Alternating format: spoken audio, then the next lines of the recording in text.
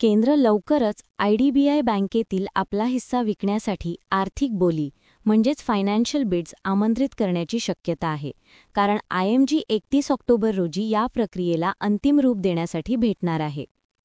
SPAच्या मंजुरीमुळे आणि त्यानंतर आर्थिक बोलींच्या निमंत्रणामुळे 2021 पासून सुरू असलेल्या IDBI बँकेच्या खाजगीकरण प्रक्रियेचा अंतिम टप्पा सुरू होईल.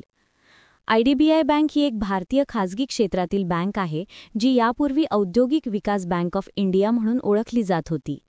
1964 मध्ये भारतीय औद्योगिक विकासाला वित्तपुरवठा करण्यासाठी एक वैधानिक महामंडळ म्हणून तिची स्थापना झाली. बहुप्रतीक्षित खाजगीकरण.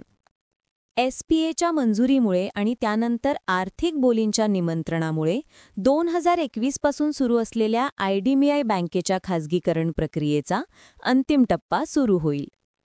केंद्र सरकार आणि भारतीय आयुर्विमा महामंडळ म्हणजेच LIC यांच्याकडे सध्या बँकेचे सुमारे 94.71% भागभांडवल आहे. यापैकी 60.72% हिस्सा एका धोरणात्मक गुंतवणूकदाराला विकून व्यवस्थापकीय नियंत्रण सोडून देण्याचा त्यांचा मानस आहे.